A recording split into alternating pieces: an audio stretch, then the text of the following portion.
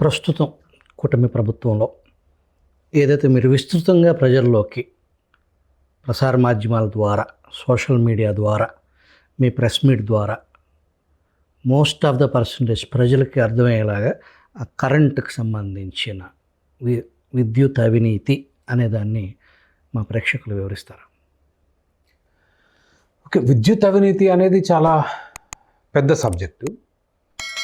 Sir, భారతదేశంలో అన్ని రకాల సెక్టర్లలో కూడా అవినీతి ఉంది. ప్రత్యేకంగా విద్యుత్ రంగంలో ఇట్ ఈస్ డీప్లీ ట్రబ్లింగ్ ఏం జరుగుతుంది అనేది. ఈ సోలార్ విద్యుత్ కాంట్రాక్ట్లలో కానివ్వండి, విండ్లో కానివ్వండి, భారతదేశంలో విద్యుత్ వినియోగం విపరీతంగా పెరుగుతుంది. దాని మూలంగా డిమాండ్ పెరిగి ఉత్పత్తి పెంచాల్సిన అవసరం వచ్చింది. ప్రభుత్వాలు విచ్చలవిడిగా వాడేసుకుంటున్నాయి దీన్ని. ప్రైవేటీకరణ అని నేను చెప్పేది ఎందుకంటే, మీరు ప్రభుత్వం చేతిలో ఏది పెట్టినా, ఏ చిన్న అవకాశం ఉన్నా దోపిడీ.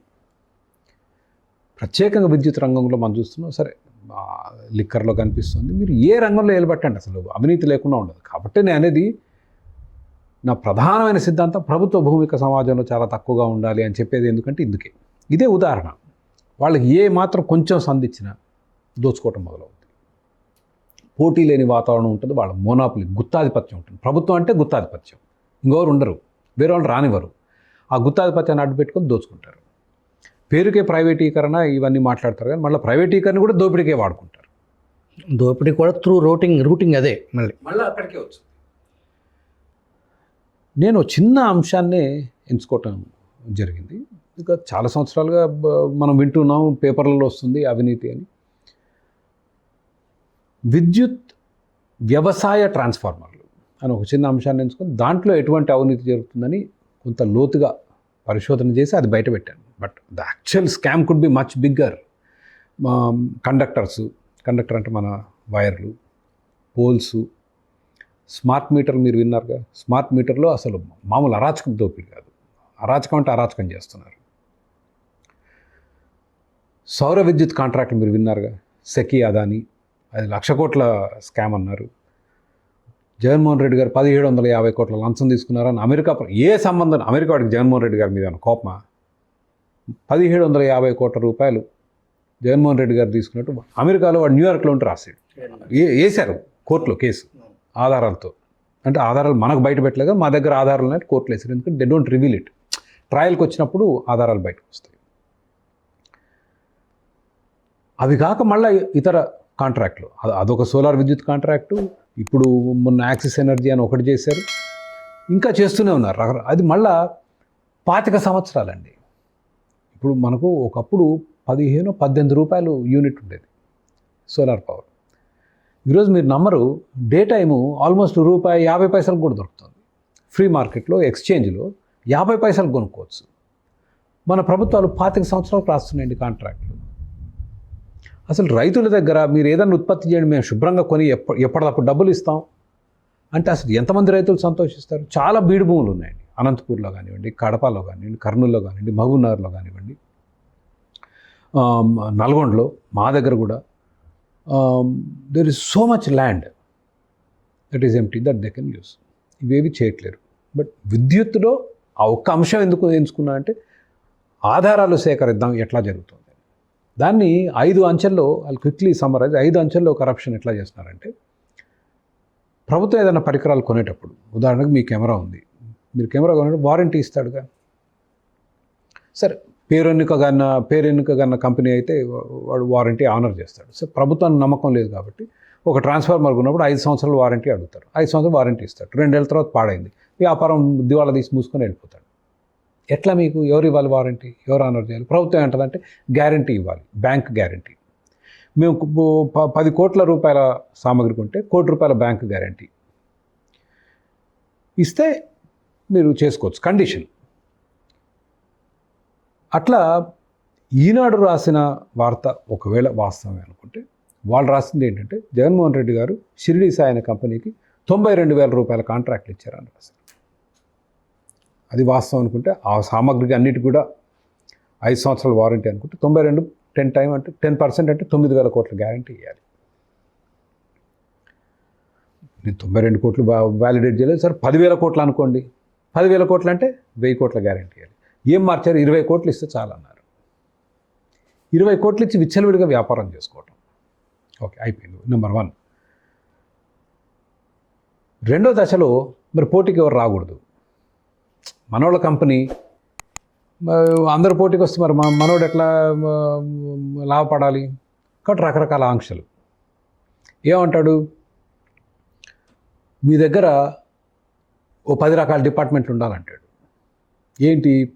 Planning, human resources. ఈ మల్టీనేషనల్ కంపెనీస్ ఉంటాయి చూసారా, మైక్రోసాఫ్ట్, ప్రాక్టర్ అండ్ గ్యాంబుల్, ఇట్లాంటి కంపెనీలు. ఆ సెటప్ ఉండాలంటాడు. ఇది ట్రాన్స్ఫార్మర్. మీరు ఒకసారి ఆటో నరికి ట్రాన్స్ఫార్మర్ చేసేవాళ్ళు చూడండి ఎట్లా ఉంటుందో. ఓ షెడ్డు గందరగోళంగా ఉంటుంది అది. హ్యూమన్ రిసోర్సెస్, ఫైనాన్స్, అకౌంటింగు, సేల్స్, ఈ అండ్ ట్రాన్స్ఫార్మర్ కంపెనీకి ఏంటంటే వాళ్ళకి సహాయం చేసుకోవడానికి, వీళ్ళందరినీ ఎలిమినేట్ చేయడానికి. ఈ 10లో కనీసం 8 ఉండాలంటాడు. 8 లేకపోతే డిస్క్వాలిఫైడ్. దాంతోపాటు ట్రాన్స్ఫార్మర్ చేసే, ఇప్పుడు మనం ఆటో, మోటార్ సైకిల్, కారు కొంటాం, దానికి మిర్రర్లు, టైర్లు కంపెనీ తయారు చేయదు, వేరే దగ్గర కొనుక్కొచ్చి బిగించుకుంటారు. వాళ్ళు ఇంజిన్ ముఖ్యమైనవి చేస్తారు, మిగిలినవి బిగిస్తారు. అన్ని వీళ్ళే చేయాలంటాడు, ఇన్ హౌస్. సో ఇటువంటి ఆంక్షలు పెట్టేసి వీళ్ళందరినీ ఎలిమినేట్ చేయటం. చిన్న మధ్య తరహా కంపెనీలు ఎవరు పోటీకి రాకూడదు. కొన్ని జాతీయ కంపెనీ, పెద్ద కంపెనీలు రావచ్చుగా. వాళ్ళు రాకుండా నీకు వ్యాపారం వచ్చినా సగం మా వాళ్ళకే ఇవ్వాలి కండిషన్. నీకు కాంట్రాక్ట్ గెలిచినా సగం మా స్థానిక కంపెనీకి ఇవ్వాలంటాడు. స్థానిక కంపెనీ ఇది ఒకటే క్వాలిఫై అయింది. అర్థమైందా మీకు? సో ఆ విధంగా they eliminate and then they give the contract. తమ వాళ్ళకి ఇచ్చుకుంటారు. ఇచ్చుకున్న తర్వాత దేశంలో కనివిని ఎరగని రేట్లు. సో ఇవి జగన్మోహన్ రెడ్డి శుభ్రంగా చదిరేసి ఇచ్చేసి వెళ్ళిపోయాడా? బ్రహ్మాండంగా 10,000 కోట్ల రూపాయల కాంట్రాక్ట్ ఇచ్చి వాళ్ళందరినీ బాగుపరిచి ప్రభుత్వం వెళ్ళిపోయింది. బట్ సమస్య ఎక్కడొచ్చిందంటే, మన మంచి ప్రభుత్వం వచ్చిన తర్వాత ఇప్పుడు ఏంటి, మీరు బిగినింగ్లో అడిగారు, వైసీపీ ప్రభుత్వం ఓడిపోయినప్పుడు అనుకున్నారా ఇంత మెజారిటీతో కూటమి ప్రభుత్వం గెలుస్తుందని? అనుకోలేదు. బట్ ప్రజలు గుణపాఠం నేర్పారు. ఎన్నికల ప్రచారం ఎట్లా జరిగింది? దుర్మార్గం జరిగిపోతుంది, ఇక్కడ దోపిడీ జరిగిపోతుంది జగన్మోహన్ రెడ్డి గారి ప్రభుత్వంలో. హెడ్లైన్ న్యూస్లు, లిక్కర్లో స్కాము, ఎలక్ట్రిసిటీలో స్కాము, షిరిడి సాయి దోపిడీ 92,000 కోట్లు, ప్రచారంలో ఈయన చేసే అరాచకాలు, అన్యాయం, అవినీతి అయ్యేసరికి మరి ప్రజలు కూడా విన్నారు, నమ్మారు, ఓట్లేశారు. మన మంచి ప్రభుత్వం అధికారంలోకి వచ్చింది. మరి ఏమైనా మారిందా? ఆయన ఉన్నప్పుడు 90% వ్యాపారం, నేను ట్రాన్స్ఫార్మర్లో చూశాను, 90% వాళ్ళకి కట్టబెట్టినప్పుడు ఇప్పుడు అదే జరుగుతుంది. ఇప్పుడు అవే రేట్లు. ఇంకొంచెం వర్స్ అయింది. They added more sections. ఆయన కొంచెం దొంగచాటుగా చేసే ఇప్పుడు టెండర్ కండిషన్లోనే పెట్టేశారు. నేను ఇందాక చెప్పిన ఆంక్షలు ఏవైతున్నాయో అధికారికంగా టెండర్లోనే పెట్టేశారు.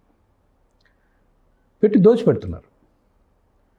మరి ప్రభుత్వాలు మారాయి కానీ అప్పటి విధానాలు మారలేదు, మనుషులు మారారు.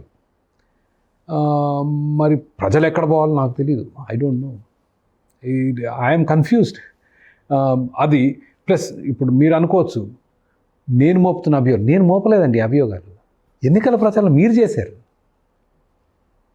ఈ అవినీతి అభియోగం నేను మోపట్లేదు. జగన్మోహన్ రెడ్డి గారు పోలవరంలో చాలా అరాచకాలు చేశారు, ఓ కాంట్రాక్టర్ని తీసి ఇంకో కాంట్రాక్టర్ని పెట్టారు అని నేను చెప్పలేదుగా. వాళ్ళు అప్పుడు చేసిందిగా. అందుకని పోలవరం మొత్తం అయిపోయిందని నేను పోలవరం మీద వీడియోలు చేయటం, పోలవరం ఏ విధంగా ఏం చేస్తే ఆ దశకు చేరింది, కాంట్రాక్టర్ని శుభ్రంగా పనిచేస్తున్నాడిని, పనులు వేగంగా నడుస్తున్నాడు అర్ధాంతరంగా ఆపేశారు. రివర్స్ టెండరింగ్ అన్నారు, తీసుకొచ్చి మొత్తం నాశనం చేసి పారేశారు. మీరు ఎన్నికల ప్రచారం చేశారు 2-3 సంవత్సరాలు. షిరిడి సాయి దోపిడీ అసలు జగన్ బినామీ అని వీళ్ళు ప్రచారం చేశారు. అవి చేస్తే మరి ప్రజలు విన్నారుగా. ఈయన ఆయనకు 11 సీట్లు ఇచ్చారుగా. మరి వాళ్ళే చేస్తున్నారు ఏంటి? అయ్యే రేట్లు ఏంటి? మరి ప్రభుత్వాన్ని ఎందుకు మార్చారు? It is deeply troubling.